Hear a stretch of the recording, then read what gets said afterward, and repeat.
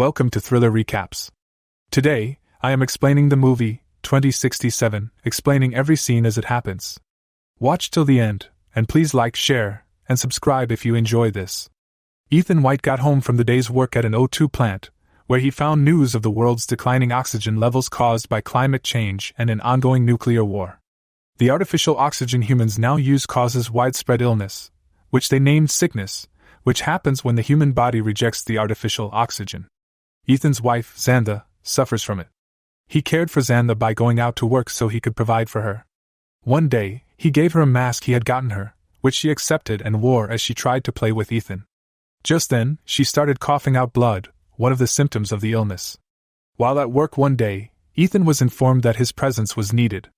He went, accompanied by his guardian, Jude Mathers. They were shown into the office of ChroniCorp CTO Regina Jackson, who asked Ethan about his ailing wife. He responded that he was taking care of her. She explained that the sickness would eventually wipe out humanity, and that the only one who could help was Ethan. He begged to take his leave, but she convinced him to stay. She took them to their lab containing a time machine, Chronicle, where he met the scientist in charge of the machine, Billy Mitchell. Billy had worked with Ethan's late father, Richard Whyte, who was a quantum physicist. Regina told him that they had sent a radio wave that had bounced back with a message from the future. Ethan found it hard to believe, so she showed him a message that read, "Send Ethan Whyte." Regina told him that they didn't yet have a way to bring him back if he went, but she was their only chance to survive if he could correct the past. Later, at the bar with Jude, Ethan told him that he wasn't going to leave his wife on her own. Jude talked to him about doing it, but Ethan vehemently argued that he wasn't going to follow in his father's footsteps. His father had committed suicide when Ethan was 8 years old, causing the death of his mother, and leaving him alone in the world. He explained that he wasn't going to leave his sick wife to die. Jude reminded him of when he had found Ethan in the tunnel after losing his parents. He told Ethan that they had to fight for themselves, and he asked him what he was going to do if Xanda got worse. Jude told Ethan to save Xanda if he wanted to prove to himself that he wasn't like his father, and then he left. Ethan remembered his young self on his 8th birthday, waiting for Richard. Richard was informed by his wife, Celine, that Ethan had been waiting for him to open his present. Richard joined Ethan as they both opened the gift, and then he told Ethan that he would understand his gift later on. He encouraged Ethan to stick his hand into the box, and immediately Ethan was shackled with a bracelet that made him bleed. Ethan cried out from the pain, and Celine demanded to know what Richard had done to Ethan. Richard was desperately trying to remove it, but it wouldn't come off. He apologized as he rushed out of the house, ignoring Celine's demand not to leave them. In the present day, Xanda has managed to convince Ethan to take the chance of saving the world. Sometime later, he left a note for Xanda as he left. He accepted Regina's offer with the condition that Xanda would be the first to get the cure, which she agreed to. Ethan got suited up for time travel. Ethan was informed that the Chronicle wasn't tethered to the future, so they would have to throw him there to avoid landing in the sea or the mountains. Regina told him he would be sent very close to the radio wave source, and all he had to do was find the people who sent the message and get the cure back. Billy gave him a hand machine, Archie, which would help him with communication, system analysis, and navigation. He told Ethan not to let go of Archie. Ethan told Jude to take care of Xanda as he got ready to be sent into the Chronicle, and the countdown began. Ethan opened his eyes to find that he was moving through space before he crashed into a forest, going unconscious. He woke up to notice that his suit was on fire, so he pulled it off just as it exploded seconds later. After recovering from his traumatic near-death experience, he asked Archie to find his location, but Archie was unable to until he located a structure. Archie guided Ethan to the entrance of a bunker-like structure, where he found a skeleton with a bullet hole in its skull. He checked the name tag on the suit and found his own name, which shocked him. He also found a deteriorating Archie similar to his own, and he started hyperventilating. This proved that he had been there before. He made a video asking if he was going to die there. He removed the bracelet on the skeleton, which was similar to his but displayed a green light instead of red. He found out that the deteriorating Archie was still working, so he asked it to replay the last recording it made. It turned out to be an audio recording of him begging for his life as he was shot dead in the near future. After listening, the deteriorating Archie shut down from power failure. His own Archie informed him of an emergency beacon, and Archie led the way to it, where he found some metal boxes with the O2 inscription on them. That night Archie tutored him on how to make fire, which he successfully did. He ate a piece of fruit that he had found after failing to get it analyzed by Archie. A storm began as he got sick from eating the poisonous berries, which made him delirious. He noticed a landing ship and a man approaching him who stuck something into his chest as he tried to escape. Ethan regained consciousness later to realize that Jude had rescued him. The next day, Jude explained to Ethan that his vitals were being monitored through the Chronicle. Once they noticed it was failing because he was poisoned, he was sent through time to save him, and Jude watched him die. Ethan asked him if he was dead, to which Jude answered that he wasn't dead. Ethan showed Jude the skeleton, saying it was him, but Jude didn't think so. They tried to access the door where the skeleton was seated, but they were unable to. Archie got another beacon signal, so they followed Archie's directions, which led to another door. It was still functional after scanning Ethan's eyes. The door led through a dark place, which, after analyzing Ethan's DNA through his bracelet, was activated, revealing the Chronic lab. The bracelet's light turned green, like the other one.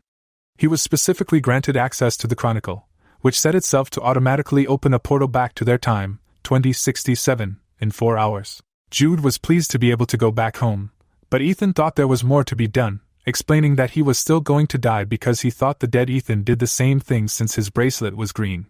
Ethan got access to the Chronicle's backup, ignoring Jude's words to leave. Just then, Richard's holographic recording appeared, which he made on the day that the Chronicle was being activated for the first time, and Ethan got emotional from seeing his father.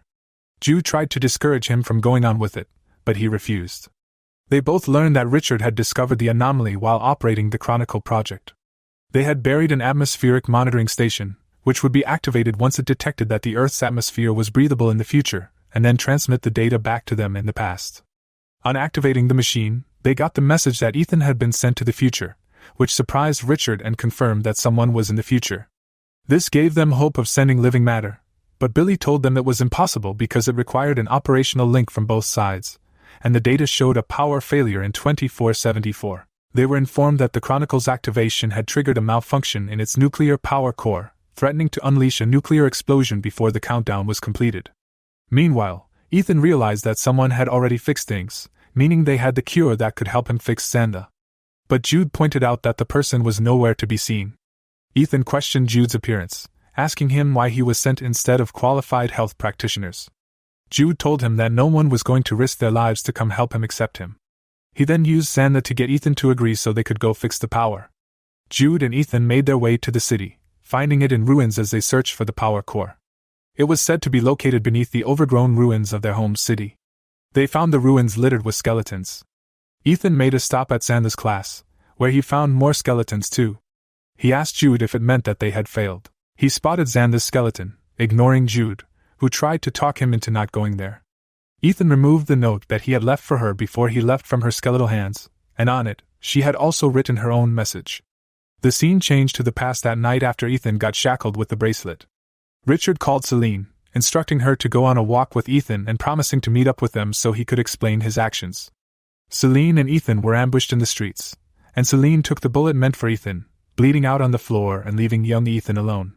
His respirator was snatched from him on the street, and he was left to die. A younger Jude helped Ethan by giving him his respirator, telling him to breathe, and also informing him that his dad was no more. Seeing Xanda in such a state triggered a panic attack for Ethan, so Jude attempted to comfort him. While doing so, Ethan recognized Jude's voice from the recording he found on the deteriorating Archie, taken moments before his future self was killed, so he played it for Jude. Jude was in disbelief, claiming that it wasn't him, which Ethan confronted him about after he had pulled out a gun on him. Ethan asked him why he had come with a gun then. Claiming that he was saving Ethan from himself, Jude directed Ethan at gunpoint to the reactor's control room. They found it totally fried, so they tried to reroute the power but were unable to activate the emergency override as the door started shutting down with Ethan inside the room. He shut Jude out of the room, which became airtight, ignoring Jude, who was screaming his name from the other side of the door. Ethan decided to pull an emergency lever to reroute the power, not caring that he was losing oxygen. He collapsed after doing so. Jude broke through the door's glass to check on him, thereby releasing air into the room. Ethan regained consciousness, much to Jude's relief. They both headed back to the Chronic lab, and with 37 minutes to spare, Ethan found another exit that opened the entryway where his skeleton was seated. Ethan confronted Jude, telling him that he thought they couldn't change the future because Jude was truly going to kill him after they returned home. Jude told him that he was having a nervous breakdown and wouldn't do so.